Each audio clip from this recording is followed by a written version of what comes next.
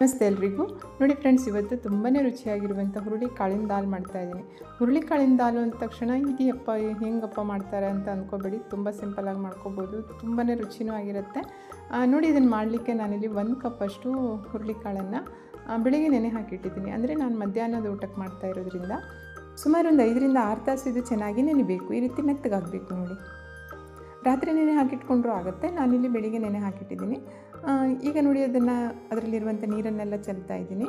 ಮತ್ತು ಅದನ್ನೀಗ ಕುಕ್ಕರಲ್ಲಿ ಹಾಕಿ ಬೇಯಿಸ್ಕೊಳ್ಳೋದು. ನೋಡಿ, ನಾನು ಇದನ್ನು ಬೇಯಿಸಲಿಕ್ಕೆ ಇಲ್ಲಿ ಎಷ್ಟು ಕಾಳು ಉಂಟಲ್ಲ ಅದರ 1.5 ಪಟ್ಟಷ್ಟು ನೀರನ್ನು ಹಾಕ್ತಾಯಿದ್ದೀನಿ. ಆನಂತರ ಇದಕ್ಕೆ 1 ಸ್ಪೂನ್ನಷ್ಟು ಉಪ್ಪನ್ನು ಹಾಕಿದ್ದೇನೆ ಮತ್ತು 1 ಸ್ಪೂನ್ನಷ್ಟು ಎಣ್ಣೆಯನ್ನು ಹಾಕಿದ್ದೇನೆ. ನೋಡಿ, ಎಣ್ಣೆ ಹಾಕೋದ್ರಿಂದ ಈ ಕುಕ್ಕರ್ ವಿಸಲ್ ಆಗುವಾಗ ಅದು ದಾಲ್ ಹೊರಗಡೆ ಬರಲ್ಲ. ಅದಕ್ಕಾಗಿ ಈಗ ಇದನ್ನು ಲೋ ಫ್ಲೇಮಲ್ಲಿ 5 ಸೀಟಿ ಹಾಕ್ಸ್ಕೊಂಡ್ಬಿಟ್ರೆ ಕಾಳು ಚೆನ್ನಾಗಿ ಬೇಯುತ್ತೆ.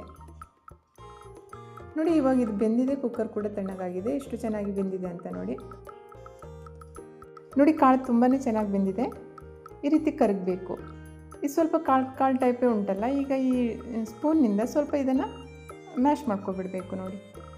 ನೋಡಿ, ಹೀಗೆ ಮಾಡಿದರೆ ದಾಲ್ ಸ್ವಲ್ಪ ನೀರು ಟೈಪ್ ಆಗಲ್ಲ, ಸ್ವಲ್ಪ ಗಟ್ಟಿಯಾಗಿ ಬರ್ತದೆ. ಅದಕ್ಕಾಗಿ ಈಗ ಇದಕ್ಕೆ ಒಗ್ಗರಣೆಯನ್ನು ರೆಡಿ ಮಾಡ್ತಾ ಇದ್ದೀನಿ. ಒಂದು ಫ್ರೈ ಪ್ಯಾನ್ನಲ್ಲಿ ಸ್ವಲ್ಪ ಎಣ್ಣೆ ಮತ್ತು ಸ್ವಲ್ಪ ತುಪ್ಪವನ್ನು ಹಾಕ್ಕೊಂಡಿದ್ದೇನೆ. ತುಪ್ಪ ಚೆನ್ನಾಗಿ ಕಾದ ನಂತರ ಅದಕ್ಕೆ ಅರ್ಧ ಟೀ ಸ್ಪೂನ್ನಷ್ಟು ಸಾಸಿವೆಯನ್ನು ಹಾಕಿದ್ದೇನೆ, ಅರ್ಧ ಟೀ ಸ್ಪೂನ್ನಷ್ಟು ಜೀರಿಗೆ ಮತ್ತು ಸ್ವಲ್ಪ ಇಂಗು.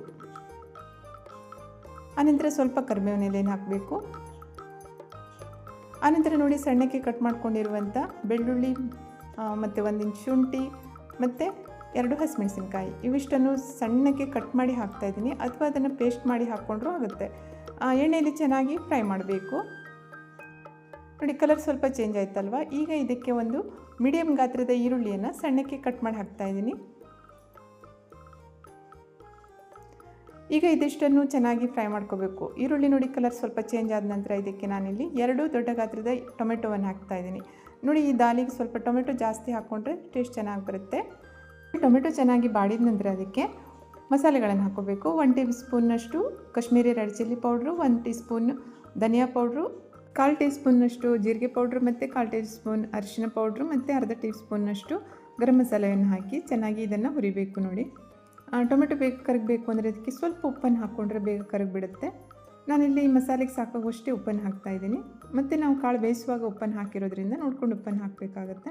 ನೋಡಿ, ಈಗ ಈ ಮಸಾಲೆಗಳನ್ನು ಚೆನ್ನಾಗಿ ಬೇಯಿಸ್ಕೊಳ್ಳಿಕ್ಕೆ ಒಂದು 5 ನಿಮಿಷ ಲೋ ಫ್ಲೇಮಲ್ಲಿ ಮುಚ್ಚಿ ಬೇಯಲಿಕ್ಕೆ ಬಿಡ್ತಾಯಿದ್ದೀನಿ. ನೋಡಿ, ಟೊಮೆಟೊ ಚೆನ್ನಾಗಿ ಕರಗಿದೆ ಅಲ್ಲ, ಸ್ವಲ್ಪ ಎಣ್ಣೆ ಬಿಟ್ಕೊಂಡಿದೆ. ಇಷ್ಟಾದರೆ ಸಾಕು. ಈಗ ಇದಕ್ಕೆ ಮೊದಲೇ ಬೇಯಿಸಿಟ್ಕೊಂಡಿರುವಂಥ ಹುರುಳಿಕಾಳನ್ನು ಹಾಕಿ ಸರಿಯಾಗಿ ಮಿಕ್ಸ್ ಮಾಡಬೇಕು. ನೋಡಿ, ಇದು ತುಂಬಾ ದಪ್ಪ ಇದೆ. ಇದಕ್ಕೆ ಮತ್ತೆ ಸ್ವಲ್ಪ ನೀರನ್ನು ಹಾಕಿ ಸ್ವಲ್ಪ ತಣ್ಣಗೆ ಮಾಡ್ಕೋಬೇಕು. ಯಾಕೆಂದರೆ ಇದನ್ನು ಚೆನ್ನಾಗಿ ಕುದಿಸಿದ ನಂತರ ಇನ್ನೂ ಸ್ವಲ್ಪ ದಪ್ಪ ಆಗುತ್ತೆ. ನಾನಿಲ್ಲಿ 1 ಕಪ್ಪಷ್ಟು ನೀರನ್ನು ಮತ್ತೆ ಹಾಕ್ತಾಯಿದ್ದೀನಿ.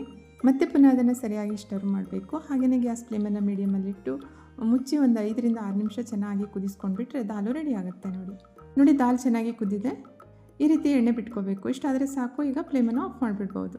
ಕೊನೆಯದಾಗಿ ಇದಕ್ಕೆ ಸ್ವಲ್ಪ ಕಟ್ ಮಾಡ್ಕೊಂಡಿರುವಂಥ ಕೊತ್ತಂಬರಿ ಸೊಪ್ಪನ್ನು ಹಾಕಿ ಇನ್ನೊಮ್ಮೆ ಸರಿಯಾಗಿ ಮಿಕ್ಸ್ ಮಾಡಬೇಕು. ನೋಡಿ, ತುಂಬಾ ರುಚಿಯಾಗಿರುವಂಥ ಹಾಗೆ ಹೆಲ್ದಿಯಾಗಿರುವಂಥ ಹುರುಳಿಕಾಳಿನ ದಾಲನ್ನು ನೀವು ಸಹ ಒಂದು ಸಲ ಮಾಡಿ ನೋಡಿ. ತುಂಬಾ ಚೆನ್ನಾಗಿರುತ್ತೆ. ಅನ್ನದ ಜೊತೆ ಊಟಕ್ಕಂತೂ ಸಖತ್ತಾಗಿರುತ್ತೆ. ಇನ್ನೊಂದು ರುಚಿಯಾಗಿರುವಂಥ ಹಾಗೆ ಹೆಲ್ದಿಯಾಗಿರುವಂಥ ರೆಸಿಪಿಯೊಂದಿಗೆ ಪುನಃ ಭೇಟಿ ಆಗ್ತೇನೆ. Thank you.